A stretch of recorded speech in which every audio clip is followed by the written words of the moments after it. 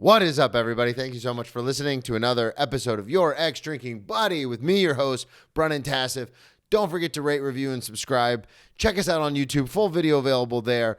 Check out the merch store. Look at all this stuff. We got all this stuff on the merch store. It's all available on the website, BrennanTComedy.com. You can also get my tour dates there. Every show that I have coming up, I'm going to be in New York, traveling the country, doing a bunch of gigs. So check it out. Get tickets at BrennanTComedy.com. Check out the merch store. And lastly, if you really want to support, go to www.patreon.com/BrennanTComedy. And that is where you can find Tales from the Restaurant, where I divulge everything about the celebrities I wait on. And also a little bit of behind the scenes. You'll also get the episodes early, a bunch of bonus episodes.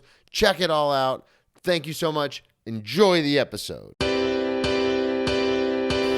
Grab me a beer and grab him a coke. We bout to sit for an hour, bullshit and tell jokes. And please don't mix it up, cause he done sobered up. Brennan T Comedy on your social media feeds. And Brennan Tassif is your ex drinking buddy. Brennan Tassif is your ex drinking buddy. Brennan Tassif is your ex drinking buddy. Brennan Tassif is your ex drinking buddy.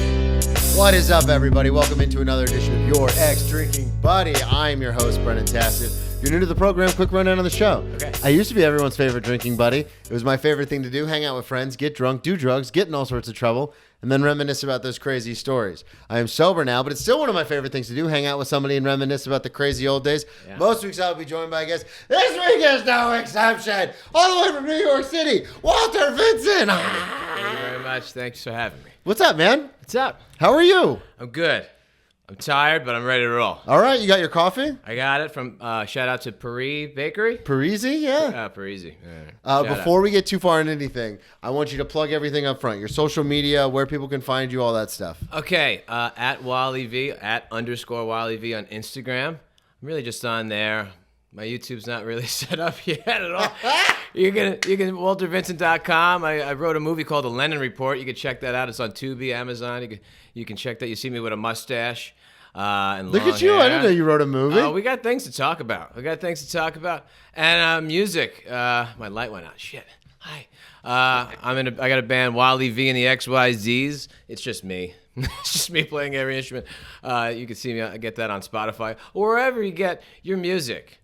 So wait, me. you do, because I looked at your, obviously we've been friends for a little while now. We've been doing it. And I looked at your Instagram and it said, comedian, writer, musician. Yeah. And I was like, oh, this is like how I put on a one-man show. And I'm like, I'm a producer, director, all this stuff. Yeah. But you actually do that stuff. Yeah, I did it. Yeah. Before I was a firefighter, I did that. That's what we got to talk about. So you are a firefighter. You're a hero. That's right. You're a hero. That's right. Obviously, we don't have cops on the show because everyone knows how I feel about that. But firefighters are more than welcome. Everyone loves a firefighter. I've said it a million times. I've never seen a cop do anything heroic with my own two eyes. I've seen firefighters do heroic tons shit of stuff all the time. Oh yeah. So I want to get into it. So before we get too far down the rabbit hole, let's talk about how you got into stand-up itself, because I'd say this with every guest. It's such a niche thing. So I want to know how you even found, before the music, before the writing, before all that, how you even found comedy. Because you started doing comedy, you're like a year and a half in? Yeah, 2 years in. And I guess it starts how it always starts for us. Your mother weaponizes love. You know, that's how it usually works, right? And to get it back, you have to make her laugh.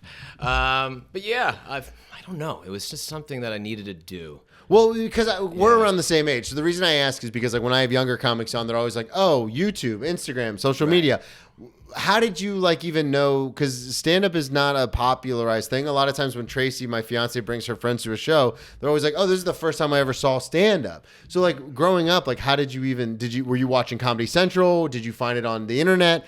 How did you even find stand-up? You're right. I was a big Jim Carrey fan. Okay. And that was that and Adam Sandler, stuff like that. So it was more movies, and then I had a friend who would take us, we would go to Caroline's and stuff like that. And I was like, oh, I think I could do it. It was never really something like, oh, this is not a dream. Yeah, this is not a dream, But I think it's saving my life, to be honest with you, at this late stage of my creative life.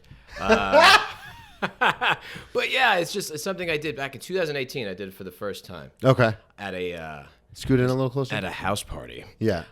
Where they had just a bunch of musicians and. Was this a house party that you were at because of music or because of like a firefighter or just a friend? Well, it's called the House of Dreams. Now, this place, just like everybody in the house, is a big, beautiful house in Staten Island. And everyone there was either like a producer, there's like a studio in the basement. Okay. And they would like kind of throw on a show at their house. Yeah. And I gave it a shot and...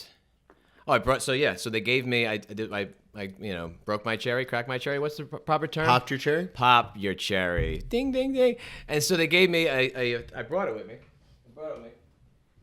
I'm so curious about this. They gave me, Scott Bolger. Yeah, man. House of Dreams. They gave me this, and this was $40. Was the first time I made money. Oh, wow. Yeah. A little Leonardo. So that guy. And so I had that. And I was so how did you end up doing stand-up at this thing? They knew me through like acting, and I was in the music scene out there too. So let me try this. But so did you ask them if you could do stand up, or did they ask you to do it? I think I asked. I can't remember. Okay. Because I always it started making more and more sense to me of trying to do it. Yeah. And then I did that. How'd it go? When I was like saying one-liners, like I don't even remember the set, but somebody was it your material, or were you just okay? I was just like I wish I could walk into a wall and not say ouch and stuff like that. Like, I don't know. Things I'm not proud I'm a firefighter. I don't know if I did that. So I did that. So that was 2018. Yeah.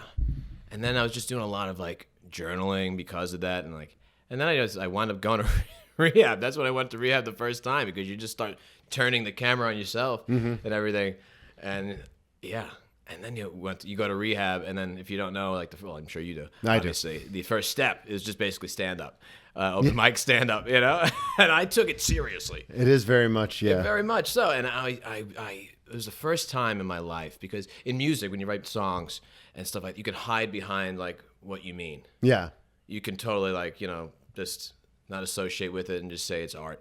But this was the first time I actually had the balls to be like, this is me. And the connection that you have with people was something that I never experienced before. Mm-hmm. And it was having that, being so brave. And, people are like, oh, brave. I think that is very brave to be able to, this is everything. Well, I talk about it a lot with comedians, especially, is it's a difficult thing because, to your point, if I go on stage and I'm in an improv group and it bombs, there's a bunch of us. There's a lot of moving parts. You can blame it on a lot of different stuff. Same thing with music. I have a friend... been on this podcast, shout out John and the Projectors, but they play big spot like Soho House and Dumbo House and these swanky nice spots. Yeah. But I'll go there and watch them and I go, oh, you're just playing. It's almost background noise for the people who are there. Mm-hmm. Whereas with comedy, if you bomb, people don't like you personally, like you the person. Because what we talk about on stage for a lot of us is very personal and it's very vulnerable, and it's like, oh, if you don't laugh at this, that means you don't get it, which means you don't get me, ergo you don't like me. Yeah. So it is, to your point, it is an incredibly cool feeling when you do stand up and then people connect with it, because it's like, oh yeah, you guys get me. That's cool. That's a cool thing. Yeah, and I think certainly when you're writing, certainly, what the hell did I come from? when you're writing new material and you realize it's not connecting because this isn't me. Yeah. And then you're like, what am I really trying to say? Yeah. Well, and also sometimes it is a thing, because I say this all the time, but I've done a lot of fundraisers and stuff for sobriety and the Super Secret program that I'm in.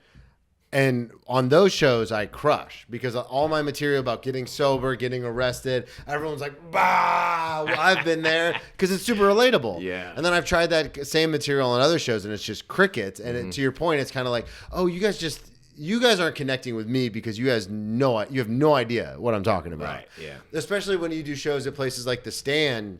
And I love, I love The Stand, and that was one of the first comedy clubs that I really hung out at when I first moved here. Yeah. But it was an interesting thing because it's a lot of finance people, it's a lot of Park Avenue people, and so I get up there and start talking about really dark shit, and everyone's like just crickets, and I'm like, yeah, cool. So how's your 401k doing, guy? You know what I mean? Right, what are we doing? What do we? Yeah. So for you get into stand up in 2018. What did you end up going to rehab for?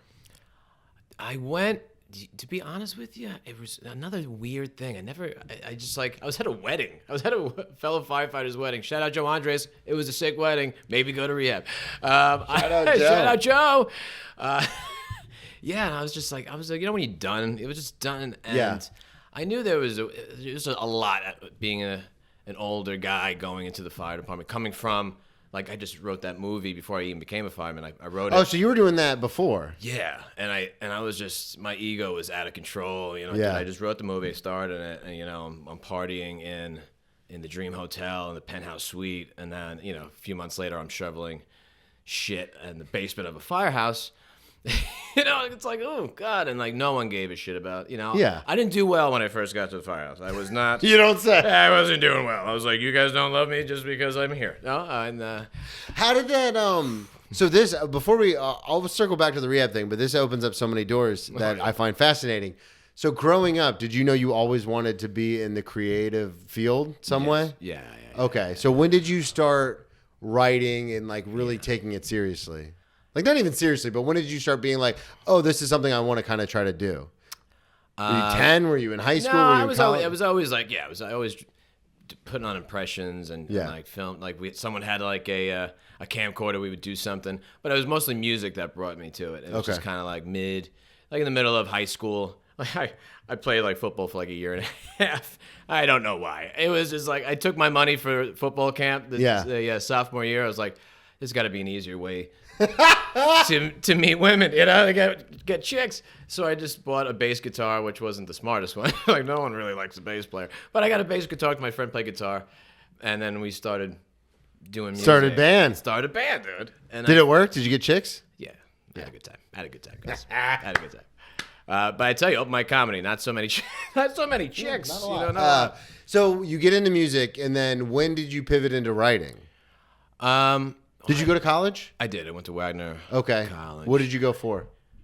Arts administration with a concentration in. I just didn't know if you were going to be like, oh, writing. That's why I'm writing. Because I half-assed everything. Like, I'll go to college, but I'll just do like arts administration, which is like I never went like this is what I want to do. I always was trying to find my escape hatch. Yeah. And I've been noticing like let's get rid of these escape hatches in your life. You got to burn the boats. You got to burn the boats behind you.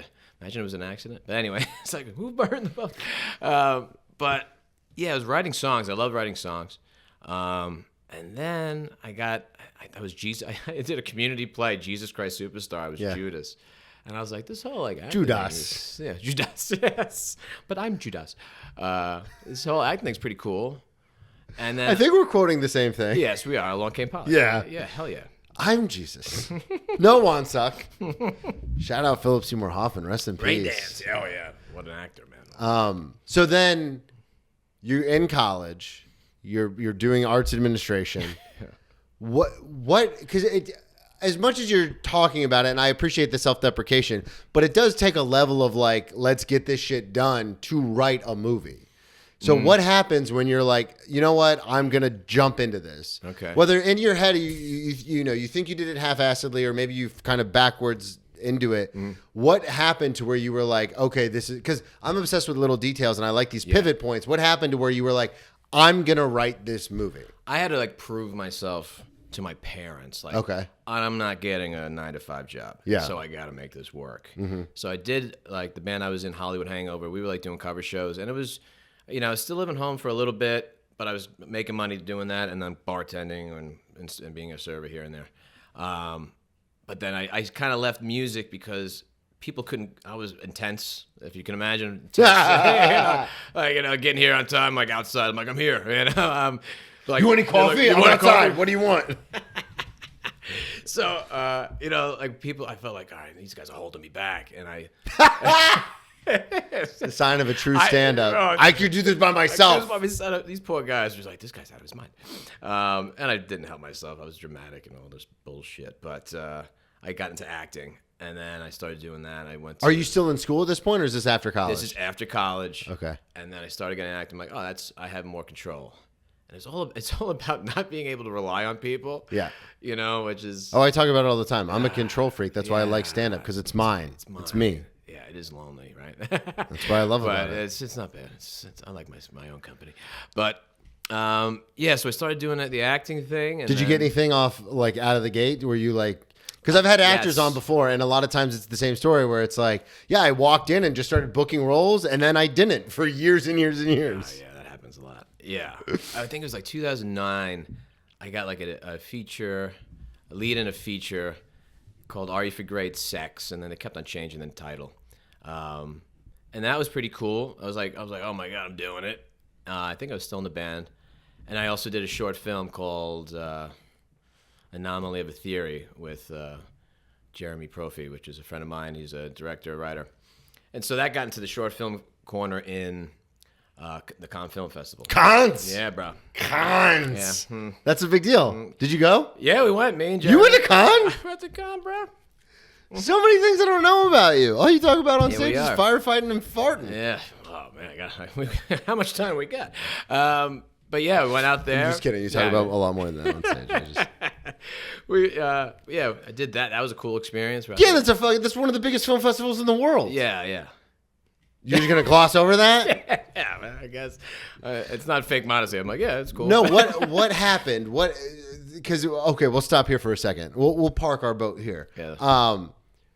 Does he call you? Does he tell you he's going to submit it? Because you're just an actor in this, so you don't have a huge role as far as the administrative process. So what happens when he do you just get a call randomly and he's like, hey, you know that short that we did? Well, yeah, we got into the biggest film festival in the world. It was kind of keeping in touch because we were like, oh, let's do some more projects together. So Yeah. I was kind of in the loop. Yeah. And then I didn't believe it. The producers were calling me up saying, like, we're going to send you. I'm like, yeah, sure, I'm going. There's no way.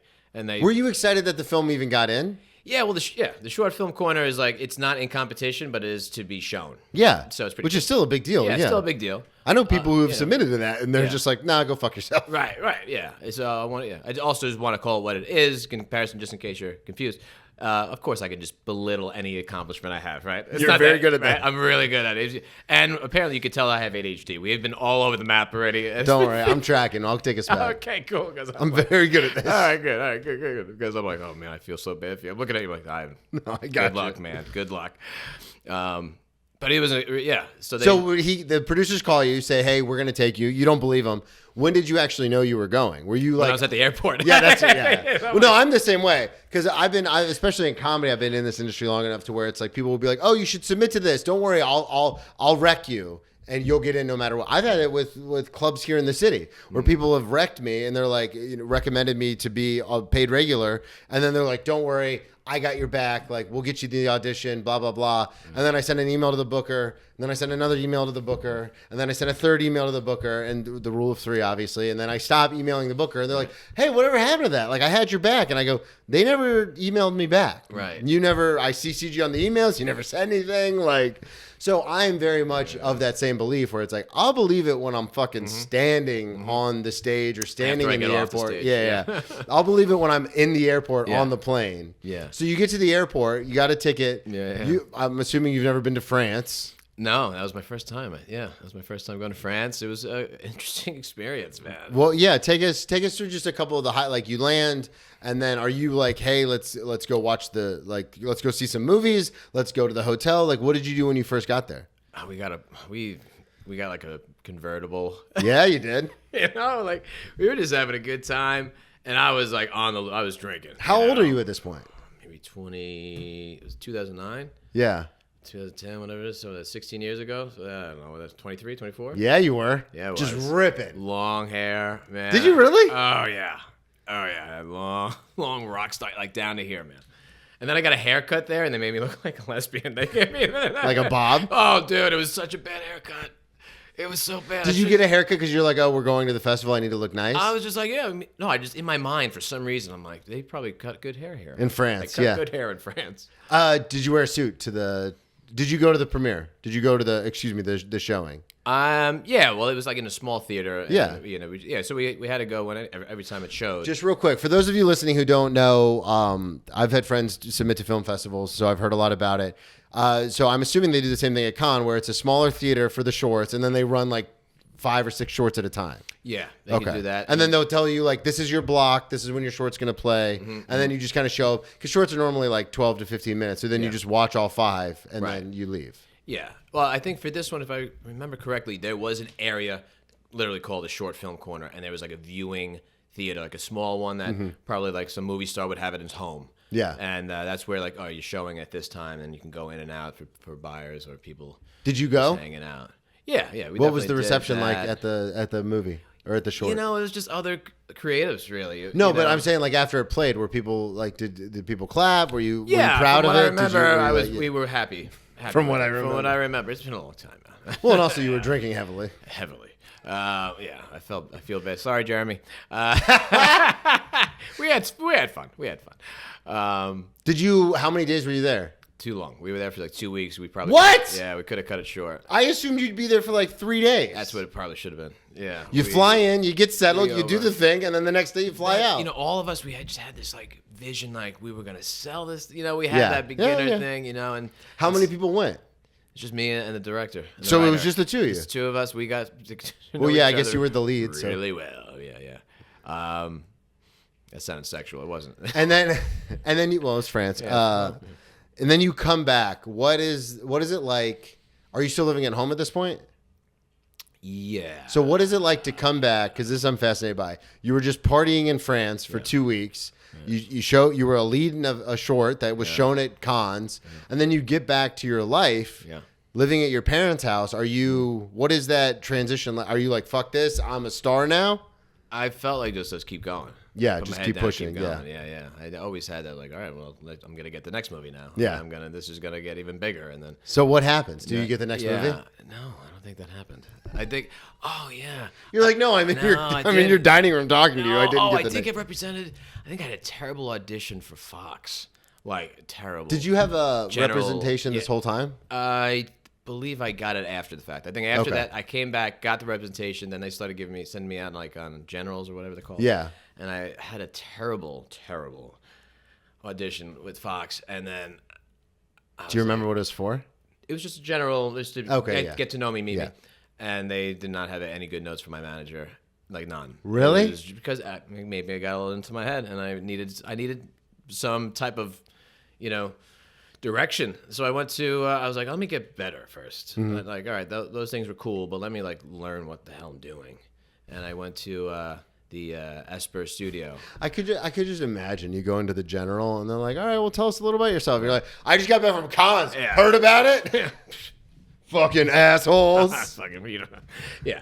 You know who I am? That's exactly me. That was exactly me. I would punch myself in Well, the face because it's right not now. you now. Because I know you now, no, and you're no, very different than how you've described yourself in the past. Right, dude. That guy he thought he was a rock star. I still think I'm a rock star, but So then you end up going to a conservatory. Yeah, just a 2-year program I did with Bill Esper. He passed away a few years back, maybe even longer. Who knows anymore what year it is? But he awesome teacher, and I went in there thinking I was hot shit, and he got rid of that real quick. That's awesome. And I started really like falling in love with the work, and it had a guidance. Like for someone like me, I just like if I deem you worthy, like in my mind, whatever that means, I'm like, whatever you say, I'll do. Yeah, it's interesting how our brains can work like that. Because my brain does that to a degree as well, where it's like, even whether it's sobriety or whether it's comedy, but like people, a lot of times you get unsolicited advice. That's just what happens. That's the nature of the game in both aspects of life, my sobriety and in comedy. And it's interesting because if it's someone, to the way you put it, which is very true, I deem worthy, I'll be like, I can't believe you took the time. Thank you so much. I really appreciate it. But if it's someone I don't deem worthy, I'm like, who the fuck are you talking to? Who the fuck do you think you are? Like, it's a very drastic switch. Yeah. So the acting teacher, obviously, you deem worthy. You take all the advice. From there, are you like, okay, let's just keep doing it? From there, I think that's when I started working on the project, The Lennon Report, which was the movie that I did. And I started... Acting classes are great for if you're a writer or a screenwriter. Take an acting class, a good one. It will help you understand what you're writing for. Yeah. So that was helpful. And the way the Lennon Report came to be is not interesting enough to dwell on it. But we were developing the script. Me and I brought Jeremy on. I was like, so you did end up working together again. yes. I was like, we tried some other stuff in between that time, but this was like, I'm like, dude, there's no way I can handle this myself. I know who I am. I need someone to let down to keep me, to keep me straight, because I'll just let this, just piss away. So we did a lot of research. The initial producer wanted to just do something about John Lennon. He just that was it. He's like, yeah, I always want to do something about John Lennon. I'm like, all right. So we just started doing research and like reading weird books, and we found an angle which was about the news producer for Eyewitness News who winds up getting into a motorcycle accident that night, and is brought to Roosevelt Hospital, where John Lennon was brought, and he was outside the room, and he's the one that broke the story on Monday Night Football. He was like getting to a payphone and saying like John Lennon's been shot. Yeah. And so that seemed like, oh, that was our way in. And so we just spent time like basically we could have made a documentary out of all the footage we had. Yeah. And he brought those producers that we had on. I've actually had friends do that. Do what? Where they have started a feature and then it has pivoted into a documentary about making the feature. Oh, yeah. Because they're like, they found all of this stuff and Yeah. they're like, actually, I think this is the movie. Well, we interviewed a bunch of people, and then there's one doctor who was claiming for years that he was the main doctor who had held John Lennon's heart in his hand, wound up not even being there. So that Really? wound up being a whole thing. We're like, oh, shit, we have to rewrite this fucking thing? Like, the writer doesn't want to rewrite at all. That was like I remember when I did my one-man show, which is like nothing compared to what you're talking, like a full-length feature. And when I brought in my director, he was like, okay, this is a good first draft. Let's keep going. And by the time I was on like my 13th draft, I was like, I fucking hate this. I don't want to do this anymore. isn't even This good. sucks. This is no good. And then it came out, and then my non-manager, basically a manager who doesn't represent me but will like throw me bones here and there, he was like, he's like, you should really pivot it to make it more funny because it's more tragic now, and that was the point. And he's like, yeah, you should just rewrite the whole thing. And I was like, yeah, we're never going to talk about this ever again. And now if he's like, hey, how's the one-man show going? I'm like, great. Yeah. I'm not looking at it again. Yeah, fuck that. It's already out there, man. It's Sounds done. exhausting, you know. Like, So you end up having to rework the script. Right. And then where do you go? Because I'm fascinated by this because I know where this ends. This ends with you working in a firehouse. So to get there, I want the listeners to get these details about like what happens in between.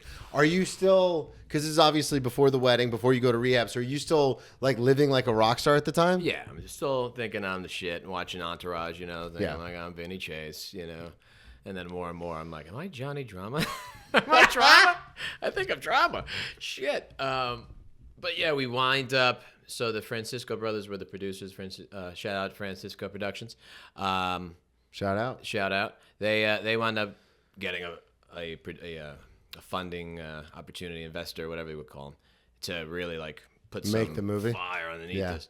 And, Movies are expensive. dude. Yeah, and once you get a lot of money, that's when the drama starts, and it gets a little weird and stuff like that. And you don't know what you're trying to do anymore. Like, are we trying to get names? Are we trying to make a good movie? And you have that whole thing, which sucks. And then because of that, I started seeing myself like looking back, like becoming someone, like who's really like becoming someone I wasn't liking. Do you mean from like a toxic standpoint or just like? Yeah, I was just like, because these people had money, I was just like, I was changing around them. Okay, and I was yeah. like, oh, I want to get the next movie now. Yeah. We got this one, and you know. Well, it's the same thing when it comes to art in any way, shape, or form. Is it's because we experience this with comedy a lot, where which is the only thing I can really speak to because that's what I've done for so long. But it's a good point, and I have friends who've made movies. I have friends who currently make movies, and it's very much like, okay, well, we got this funding, but it's not a ton. So what do we want to use it on? Do we want to make the best movie possible? Do we want to spend most of the budget on a name actor who will be slumming it to do this, but maybe they like the project and then that will help us sell it because we have a name? And we see it in comedy where it's like, okay, I'm putting on a show. There's this person who has 1 million followers who could probably sell tickets, but I don't think they're right for the show. I don't think they're a good whatever it is. But you're like, yeah, but I also have to sell. I have to put butts in seats too. Yes. Because like this happened the other day. I put on a show with my buddy Lance Weiss, and it was a great show. We had great comics on it. But the only people who came was my fiance and a bunch of her friends. So it was like a private show for them, and it was great. But at the same time, it's like, this should have been sold out for the kind of talent, like how funny the show was. Yeah. There should have been a lot more people here. So I'm sure it's the same with making a movie where it's like we can make this the best thing possible, but we only have a limited budget. Yeah. And speaking just of what I know now, it's like I think limitations are great for creativity, one. And then two, it's like you have to know where you want to go. Yeah. And that's going to dictate what you're going to do. And then you can't serve two masters. Like, you have to pick. Yeah. And it seemed like we didn't have enough money to go the direction of getting big names. We had David Zayas and Richard Kind in the movie. Okay, which is, it was great. Yeah. Smaller roles, and it's growing pains and trying to figure things out. You're, again, excited. All of us are excited. We were like, well, we can get some big names. We can talk to some big people here. But yeah, we do that, and I find myself just like getting into fights with the production because I feel like they're trying to like get rid of me, which they sorry guys, they put my role up for like to see if they get a name, which I understand. Overall, I'm like, if you can get someone that could sell this movie, cool. And I think it was like Justin Long, and they were like trying. I'm like, I'm not giving my role up for Justin Long. I love Justin. Sorry, Justin. No, I'm just not doing it for you, buddy. I'm not doing it for you, Justin. One of my favorite Justin Long roles is Accepted. It's one of my favorite movies. Yeah. But then another one that I really like, the cameo that he does in Zach and Miri Make a Porno. Okay. I don't know. It's a Kevin Smith movie, but it's a high school reunion, and Justin Long plays like the boyfriend of the high school like jock. Yeah. And it's so funny because you're watching the movie and you go, "Is that fucking Justin Long?" Right. And he plays like the character is a gay porn star, and he's like, "Oh, I live in LA. I'm an actor." Yeah. And then he's like, "What have you been in?" Like he's like all male roles. And but I just say that to say like I fucking love Justin. Yes, I would love to have worked with him, but not giving up your role. You're not taking my role. No, I wrote this for myself. Sorry, just not doing it. Just. So, what happens with the movie? So we finish it. And then you get distribution? Yeah. It was like, I think we got a limited distribution, and it was cool. We had like a nice big premiere. Well, we did Beverly Hills, and we had one actually in Rochester, New York, which was the best. They like shut down the city for us. It was awesome. Yeah. That was like my parents got to come, which they can never see any of my comedy, so that was kind of nice. And they saw that, and it was a nice, proud moment to share. How old are you at this point? Like 28, 29? Now, when that I'm now on the fire department because I literally left. I got the phone call so throughout my 20s, you kind of you take a test and then you slowly So you knew you were going to be a fire. You knew you wanted the option. Okay. It was always there. When did you take the test the first time? My mid 20s. Only took it once, but then you go through. You get a score. Then I have to go through a process. I have a friend who's going through this right now at the restaurant where he took the test, passed the test, did all the qualifying. Yeah. But because it's such a stable job, he's like, now I have to wait for someone to die or retire before I can get on. Well, depending on what, is not if. But it takes, to give him my information. To your point, it takes time. It takes a lot of time. People leave careers that they have sometimes they'll get on 12 years, and when they're 32 and they took the test so long ago, they're like, do I give up my this?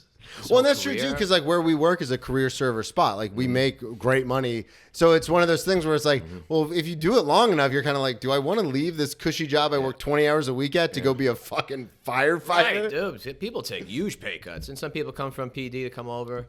But I had that always going on in the background, and my mother called me, and she's like, "You have the run," which is the final step to become a firefighter. She's like, "You have the run in the morning," and I was just partying. I had to make a decision. That night, that weekend, am I doing this? And then I started all right, I turned it on myself, and I was seeing my behavior and seeing what was going on at the after party and how I was behaving. I was just like. So is this after the movie premiere when your mom calls you? Movie premieres are a year from that. Okay. So this is right when I'm. So this is when you had mentioned earlier you were acting different around the finance guys, and you're just being a different kind of person. Then your mom calls, and you're like, all right, I got to figure this out. And I'm seeing who I'm becoming, and I was like, I think I need to do this for my soul. Yeah. I needed to grow. Something was calling me to do that. Yeah. That's a worthy pursuit. Yeah. And then you go. I'm like the run is like I'm so hungover. And I have to run 1.5 miles under 13 minutes, which isn't bad. But for me and my circumstances at that time, I was like, all right, there's an ambulance there. I just got to get to the ambulance. Yeah. And I've been like that at practice before for football, where you're like, just get to the next drill. Get to the next drill. Yep. I think I'm going to die. Just get to the next drill. And man. One foot in front of the other. That's it. That's all you can take. Yeah. Sometimes that's it. Yeah, and I got congratulations. You're a firefighter now. You're gonna go do the whole thing. Went to the academy. A cold winter like this. Yeah. And then. So what's going on with the movie at this time? They're just working on it. Working on a post. You had already stopped. You had already shot. I'm yeah. done. Okay. And then that's when it goes. Get the distribution deal, and then that's when we do the Rochester and stuff Yeah. like that. And are you all in when you become a firefighter? Are you like, okay, this is my life now? Like I'm live, eat, breathe, firefighter. Well, my parents knew how to she's like just pretend it's a role, you know. Of course. Please don't give up these. You know, they were okay with me running into a burning building just for the benefits. Yeah. You know? Well, no, I mean Like, it's huge. But I could be dead. The health benefits don't work when I'm dead. The life insurance. The life stuff. insurance. Yeah, take it, Mom. Take it. So you do that, and then there's almost a decade transition between when that happens and then because you've been a firefighter now for a while, and then getting back into stand up. So after that movie comes out, are you just done with the Hollywood kind of aspect of your life? Yeah, I took a break. I'm like, I'm gonna give this my all for a while until I feel like, all right, it's in me. Yeah. You know, even just like a role, you work on a role so until you have the character. Like, all right, I need to. So I second nature. This is my life now. Yeah. You know, you can't get complacent with the job as much as we do. that's why I have to keep on reminding ourselves. Like, don't get complacent. I'm like, hey, yeah. You know, but it's true. But yeah, you go. I'm like 10 years, like 5 years in, then I'm starting to dip my feet into things. So okay. All right, I'm doing like a little independent pilot for somebody here, or I'm doing that, and then I'm just. And do they know in the firehouse that you also do this other No, thank stuff? God I had a movie, and thank God I was decent, at it. They wanted it to suck. Well, that's what's great about having the firefighters come to shows, because it's either it's great for them because either I do well or I bomb. And if you do well, they're like, that's our guy. Yeah. And if you bomb, they're like, you fucking suck. Yeah. Dude, you ate shit. Yeah. So it's good for them. I think that's that was with my family and close friends. That's how it was, where I was like, I'm doing comedy, and they're like, yeah. And then, because I was still drinking heavily and doing drugs and stuff.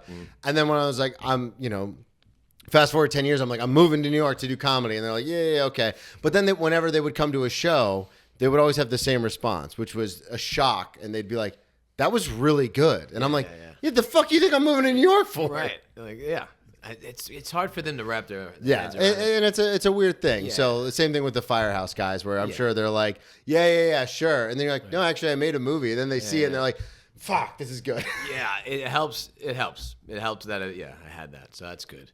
But they're supportive. They're great. Everyone. And then what happened? Because you said you started dipping your toe back into it. So doing stand-up, getting back into stand-up, was that an issue or a situation where you were like, let me just try this? Because I see you every week. You seem to be very invested in it. So was it a thing where you just were like, let me try this again, and then you kind of got into it? Or was it a thing where you were just like, well, I did this pilot, I did this, I did that, let me try stand-up? Yeah, I was like, let me do that one stand-up thing. Mm-hmm. That was like a deathbed thing. Like I needed to say at least I did it once. Yeah. I don't know why. There's these things where you just don't know why. Mm-hmm. And then doing the whole rehab thing, coming back, and it was just like I'm always just like, ooh, this is fun in the sense of I can read and journal, and then I can use that stuff of understanding myself instead of trying to create a narrative. But I can just be. I wanted to chase that first step feeling again. Yeah. And it's just it's being that brave enough to be vulnerable, to go first. And I try to keep I try to always remind myself, go first. Be the first one to say hello. Be the first person to introduce yourself. Be the first one. I want to say, take the bullet. It's only going to get me better. Yeah. And for me, I felt like I've done so much work on myself now, where I have a healthy way to approach Hollywood, and it's easy for me to it sucks to bomb. It just sucks to bomb. But when my head is like, all right, that means I'm getting better. Yeah. It's like just failing on all right, I'm getting close. Whatever it is. Well, you know this more than most people, but the only way out is through. The only way out is through. Yeah. It sucks, but that's the only way. But it's true. I've done shows before where I had years of being sober, doing comedy, living in New York, doing comedy constantly. This is my life, and I've done shows where I have bombed, and I'm like. It makes me better though, because then I learned from that, where I talked about it before, but when I was doing the tour with my buddy Matt Fulshron and I was featuring for him, we did a show in Connecticut, and the late show on Saturday, people were hammered, and as soon as I got on stage and pulled out the mics, I was like, hey, my name is Brennan, and someone was like, not funny, and I sped through 30 minutes of material in 13 minutes, but I say all that to say then after that, I was like, no matter what happens, you cannot speed through your material like that. Like it's a learning thing where you're like, now I know for next time, even if you're absolutely bombing, you have to just stay at you have to stay at your pace. Yeah. Because speeding it up is not going to make it better. No, you're like, It get makes me the it hell way off this. worse. Yeah. So when you started coming around, like to Greenwich Village and stuff like that, were you like, okay, this is something I want to pursue? Are you doing stand-up like the acting where you're kind of like, oh, I'm going to do this along with all these other things?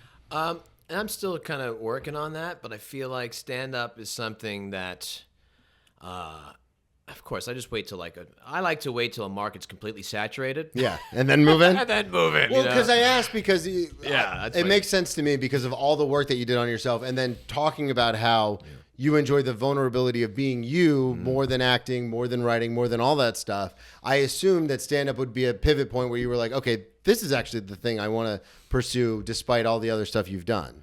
I think I'm an actor, you know, and that you have to deal with other people for that. You know, I think it's the quickest way to write and perform. And it's the cheapest way, $5 to get on stage, instead of trying to raise money, instead of, and stuff like that. So it is, and it's my thing. No one else could do me. Yeah. You know, and it gives me, and it's also like a social aspect to it, but it also gets me out of the house where I can be at home. Like, okay, as an actor, what do? You go to the gym, you read a script, maybe and what do you maybe take a scene class, a scene study class, and like, how many are you going to take of those? Like, what are we doing? So yeah, I think, and especially I'm starting to see AI scares the shit out of me in terms of in the creative field. Like, I see all the actors are going to be the actors for eternity now. Yeah. And I think what it's going to be like is just you're going to have like DJs for movies. It's like, all right, I love how this guy uses AI to like, all right, I'm going to use this writer and this director and have these actors to make this kind of film. And I'll be like, oh my God, yeah. This guy's an amazing curator of past talent. And I think that's going to be the last thing about being vulnerable. And I think I'm not hungry for anything big on that end. Like, I have a job and I love it. I'm financially good. Yeah. So there's no like I need to make this work. I'm like, oh, this is working. Yeah. I like to not pay to get on stage as much. That's a goal for me. I'm like, oh, it'd be nice if I can practice this in front of an actual audience. And do longer sets, Yeah, longer sets, and get better at this thing that I'm dedicating some time to, a lot of time to. And I reluctantly started doing the Instagram stuff, but I really enjoy editing and filming myself. Especially with the background that you have. Yeah, because again, this was all news to me. I just knew you as the guy who came to the mics and was a firefighter. I love the film. I didn't realize you had so much like actual background and experience within the world of entertainment. Yeah, I just love I love film. I love like doing it. I love being on set. Like I like that. And I'm like I just don't like waiting for someone to pick me. Yeah. I hate that. I'm like, why are you going to wait around? That is one thing I love about stand up where it's like it's more of like a cream rises to the top than other fields. I mean, it's still not 100% that. Well, that's everything, but it is very close to that where it is very much like, if you're good, eventually you can start getting breaks and stuff. Whereas a lot of times with acting, there's so many good actors. So many variables, too. And there's I've been on the other side of casting. Yeah. And you're like, that was an awesome actor, but it just doesn't fit. It doesn't fit. And like, all right, the actor that we have that we had no one good come in, we have this guy, and they don't work well together. Yeah. So sorry, bro, you don't get it. Yeah, meritocracy. That was the word I was looking for. Meritocracy.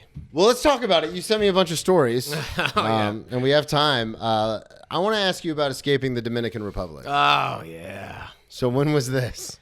This had to be in that interim between like I think I'm gonna be a movie star and like and writing the movie and going to. So acting school, mid-20s. Yeah, mid-20s. I'm in a relationship that just ended. I have two roommates. One who, man, that guy. I hope he's still alive. He might be. This guy. Shout out Joe Crane. You don't give a shit. Shout out Joe. Joe Crane. I hope you're still alive, buddy.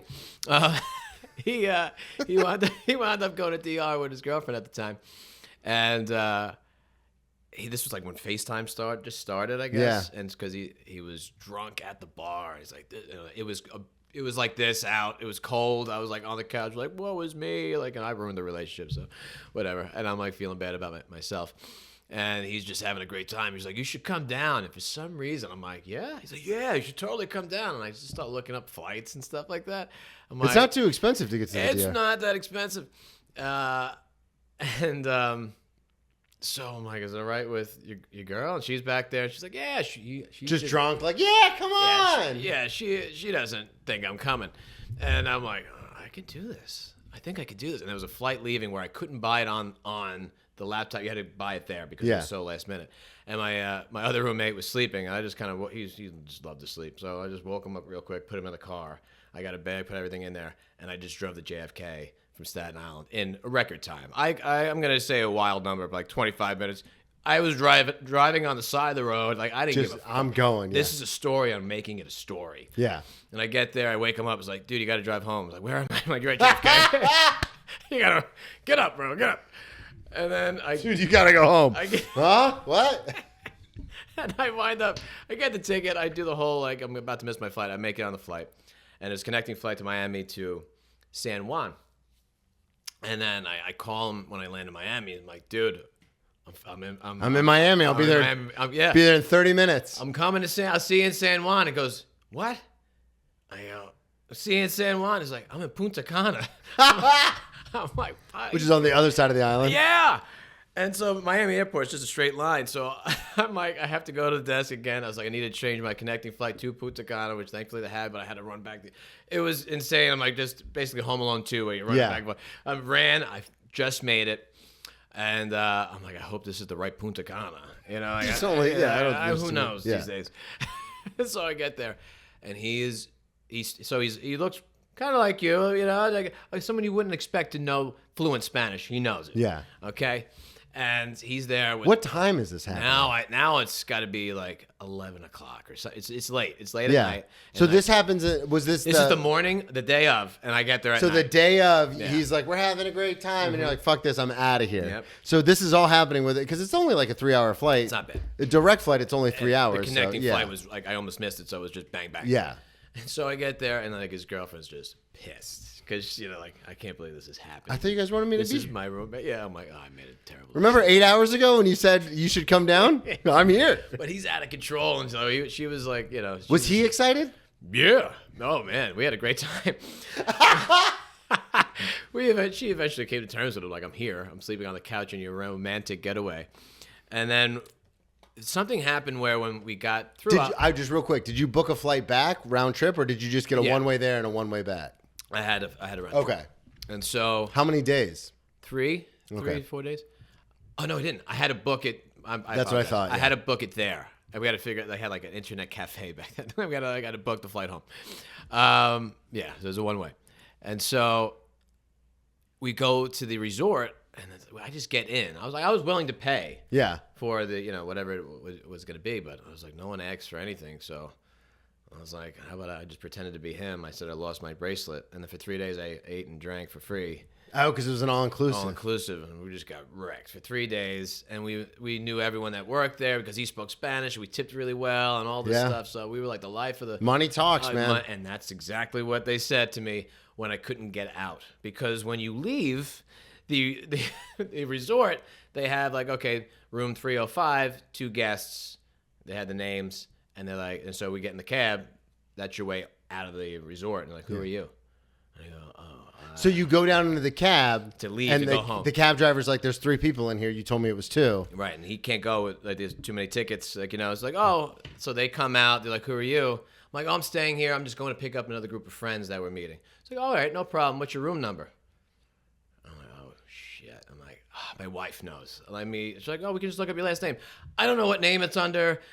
And then I just start running. I just run for it towards the beach. Were your 2 friends with you? They stayed and they went to the. So they're in the cab. Like, I'm like, yeah, they just go. I'm texting them like, you have my passport. They didn't. I just wanted to make sure they didn't leave, but they had all my stuff and they went to the airport. So everything's in the cab. They go. They end up going, and you just got out and ran. I ran, And then, so it was such a... so I'm Just like, hungover. It's hot. oh my God, it was the most terrifying experience of my life.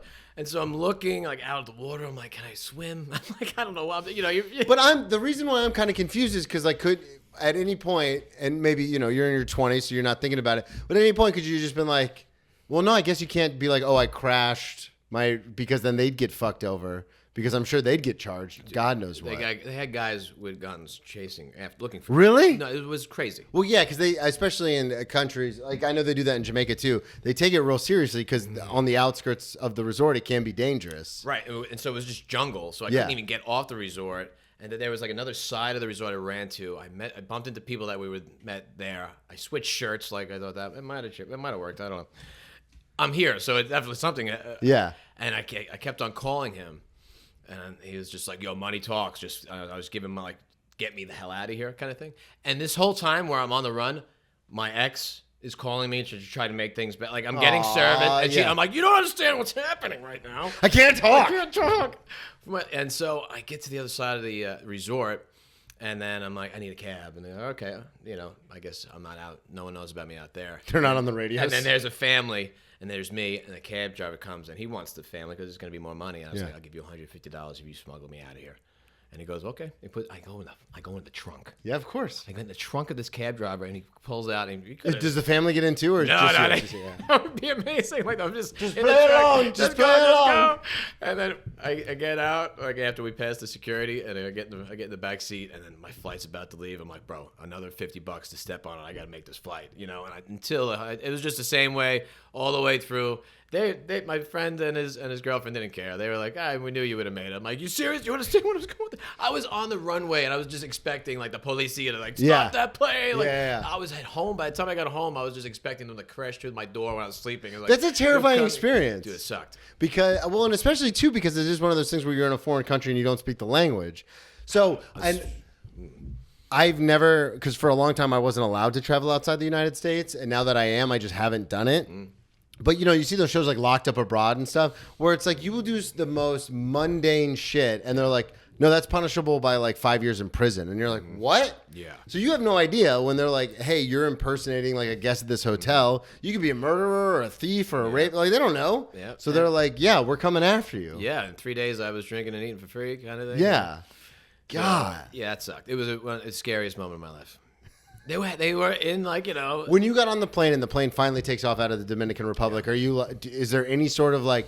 a little bit, but still, even when I was nervous that they were going to like going through customs and everything, I didn't feel good until I was in a cab. It's the same thing we were talking about earlier. You're not like, okay, this is happening until you're at home and you're like, okay. And then again, like I said, even then I felt they would kick the door down. I'm like, you're coming with us. You're under arrest. Yeah, I'm like, oh, that was dumb. What happened with your Yaris? Oh, it was after a show. So I had a Toyota Yaris. I did. After what kind of show? After one of my rock shows. Okay. I was taking this girl back. So to her same spot. age? Maybe in college. Okay, maybe in so college. a little younger. And I was like, after a show, I was going back to this girl's house, and I was like, I need to get gas. So I pull up to one, and it was out of order. So I just pulled up to the next one, which is the middle one, which us knowing that's usually the diesel gas one. Yeah, the green one? The green one, yeah. The big one. And so I go in, I give him like $20 on. Are you like, because it's after a show, so you like fucked up, or you just like, okay, yeah. Oh, yeah. Yeah, it was. And so I was like... Not noticing the green gas nozzle was kind of a big giveaway. Let me tell you, I give him the money, I come back out, and I pull it out, and I go, these nozzles are huge, man. Like, what? And I tried it, like, Sunoco's got some big nozzles. And then I for your little Toyota Yaris. For the little Yaris. And then I'm like, it won't go in. I'm like, this is embarrassing. I'm like... And so I'm like just shooting it in. Like this, God is giving me all of these signs. I'm like, dude, you're God, why didn't you help me? What do you mean? I sent you. Yeah, exactly. And I'm like shooting it. I'm like getting maybe a quarter of what I paid for in there. Luckily, I probably saved it. She's like, everything all right? I'm like, yeah, don't worry about it. I'm just shooting this freaking in, just diesel gas all over the floor. And then I start the car up. I'm like, yeah. She's like, what's going on? I'm like, I don't know. It's still not clicking. The night's over. I'm like, let me get this car home. I drop her off, and I'm just driving home like this. Diesel's so bad, dude. And then I'm living at home this time. I park it in the driveway behind my parents' cars, the two cars, and I just go to bed. I'm like, I'll figure it out tomorrow. And then, of course, like the piece of shit I am, I'm just sleeping there. My dad's like, Walt, your car won't start. And I'm like, and I just went back to bed. So he's got like the whole neighborhood just staring at this car, trying to figure out what the hell is going on with it. True dad form. Everyone's Yeah, just looking and I'm at not it. helping. He's not, and my dad's such a sweetheart. He's just letting me sleep, And he comes in and keeps on asking me questions, and then finally he's like, "Did you put diesel gas in your car?" And like all the moments just started like it was Usual just like the suspects, theme. yeah. I'm like, yeah, I think I did. And How? like, how did you do it? Like I started shooting it in. Like everyone's having a field day with me outside, but thankfully it was only because I only got so little in. It didn't break the engine. Yeah, I had to clear it out. Yeah, I was gonna say because it's uncured gas, so it's like crude. Yeah, so thankfully that my neighbor's brother had like a shop, and he charged me $400 to Clean it out. clean it out. God, what happened with I want to ask you about Playing Dead, and then I want to end on the spring break. Yeah. So what happened with the Playing Dead? So there's another Hollywood Hangover story. That was the name of my band. So it was me and my guitar player. 6'5" guy, was a wrestler in high school. Before he was like this hippie, he was a jock. And we're out, and I think it was like after practice, so we're pretty tuned up. And these bunch of these guys were we had the only 2 girls in the bar, and they were upset, and they were talking shit to obviously the biggest one. That happens Of course, all the fucking time. Happens all the time. I'm very aware of this phenomenon. You know that phenomenon. And so they wind up, eventually he had enough, and they go outside. So it's just like, I'm still in the bar. I'm like, I have to do something. I don't want to. I don't want to do anything. And I'm like, so it's them in the middle, and then all of his friends are circling him. I'm like, he's going to get jumped. And so I'm like, all right, here we go. Nobody fights fair anymore. And I go outside, and I just turn a guy around.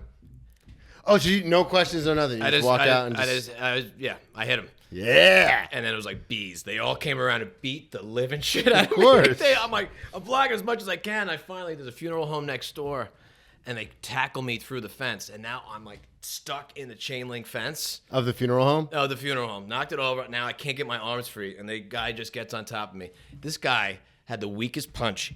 Dude, I wanted him to knock me out till it could be over. He just kept boom, boom, and I just kept on waiting. I kept on waiting and waiting, and I'm like, this guy. I counted like up to 30. All I could do was count. I couldn't get my hands free, and I just went dead for him, and he finally stopped and got up. It's like, yeah, and I was like, finally get myself free. Yeah. From the thing. Nose just wound up broken from other punches and Yeah, stuff. of course. And the other guy, not a scratch on him. My friend, not a scratch on him. He kicked that kid's ass. I was just like, I had to play dead just to survive because he kept on punching me. It was just. It is an interesting thing when you get into an altercation and then you're like, I totally misjudged this. Oh, it's such a stupid. But what else was I gonna do? No, yeah, And like it's- you think in your head, like I could have done just. You could have just not done anything. Right. I tell the story on stage, but one time I was at a bar with my twin sister and I put my head through a guy's window, his car window, because he was flirting with her. There's a whole bit on stage, but it is a true story. And one of the tags I say is don't ever knock yourself unconscious before you get into a fight, because it's very true. Like he's talking shit. He rolls up his car window and I go, I can't hear you. And I smash his car window with my head. But then I'm seeing spots. Like I'm unconscious standing up and I'm seeing spots and it's all black. Yeah. And then he gets out, his 2 buddies get out, and I was like, I totally misjudged the situation. Because, like, now I'm in no condition to fight, and now everyone's like, all right, now we're ready to fight. And I was like, fuck. He was getting in his car to leave. I could have just let him go. Right. There's something about us, like, you don't want to be called a pussy or something. Yeah, and I was like, no, fuck this guy. And then same thing. I remember just I tried to do this thing where I acted crazy to hopefully they would leave me alone. Yeah. And I remember I was screaming like, I'll fucking kill you. I just broke your window. You don't know what I'm going to do to you. I'm going to break you. And it started to work. I was like punching myself in the face and I was like, I might get out of this. Yeah.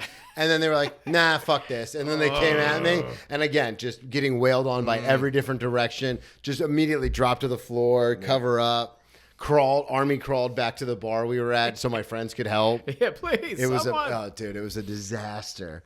What happened in Fort Lauderdale? Did you go to Florida a lot for spring break and stuff? Yeah, I went to Florida. My friend had a condo, like his family had a condo, so we had the place to stay, so that was cheap. This is in college? This is, like towards the end of college, so it was like a little mix of both. Like we were pretty close to be able to, I think we were able to drink. Yeah. At this time. So we were still going during spring break. We had a car, we had a spot. Went to Elbow Room basically every night. You know. Oh yeah, Are you from that area? I played college football right in that area. Oh, okay. All right, yeah. So Elbow Room was our spot. Yeah.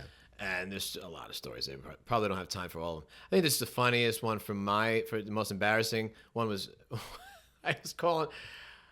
We were partying, and this was when I thought I could talk to my parents. You know, it's like, all right, I'm gonna like be openly, open and honest, yeah. Don't if you're young, just don't do that. Don't do it. Lie to your parents, guys. Lie to them. God, I remember when I used to. I mean, So stupid. I do it now. I've been sober for 8 years, and sometimes I'll mention like a story from my past because I'm like, we're adults here, Right. And they're like, Right. You and I'm don't like, God lie to damn it, them. why did I say that? Stay off the internet. Don't watch podcasts. Don't do anything.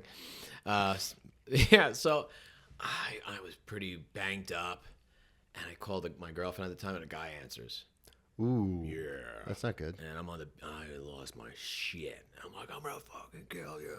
Losing it. And then I think I somehow called my dad Was it just real quick? Was it a rocky relationship? It was one of the Okay. I want to say she's the reason I'm going to take ownership of my side of the road, right? Yeah. But when I was with her, I wound up getting a DUI. I wound up breaking my finger, as you know, like all the bad shit. Yeah. Just Well, I'm always curious about that because like in the relationship I'm in now, I like if I called Tracy and another dude answered, I'd be like, oh, are you hanging out with like a friend or something? Like, what's going on? Yeah. But like with my ex who cheated on me constantly, if I called a dude answer, I'd be like, "You fucking bitch." Yeah, and I was no saint, which makes you even more crazy. Yeah, of course. You're just you start realizing how easy it is to do these things, and you're like, "Oh, wait a second." Yeah, and then tagging, and I was just angry. I was really. I still have a lot of anger inside of me, but I don't let it get past the filter so much. Yeah. But then I was just especially drunk. I don't know how my father found out. Did you call your dad? I think I might have called my dad. Just hammered in Florida for spring break. You call your girlfriend, some dude answers, and you call your dad to be like, "Can you believe this bitch?" No, I was like, I'm staring at the ocean. My dad is a nervous wreck. You can't. That's why it's unfortunate I can't have a relationship with him with it like an intimate one where I can tell him shit because he gets too nervous and I just save him the anxiety. The anxiety. But at this time he got on a plane. It's kind of like. And I woke up to my daddy. Oh my God. Showing up to our spring break. And he's like, let's go.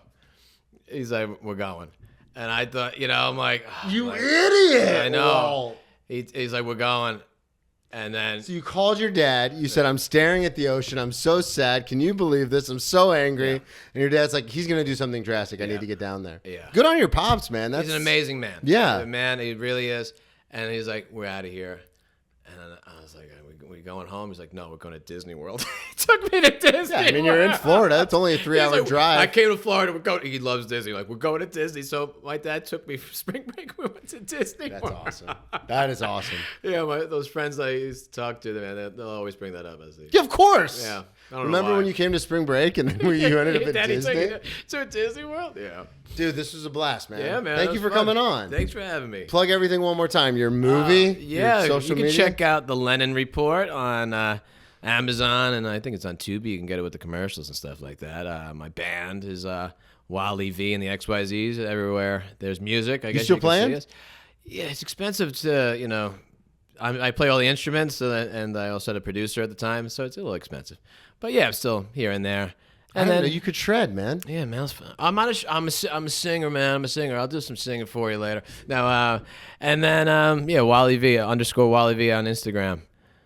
Dude, yeah. Thank you for coming on, man. Thank you very much for having me. Thank you, everybody, so much for listening. At Brennan T Comedy on all social media, BrennanTComedy.com. The show in Connecticut went great. Thank you for asking, because this will come out in 2 weeks. Find all my dates on the website. We'll talk to y'all next week. Woo! We did it, man. We did it. All right.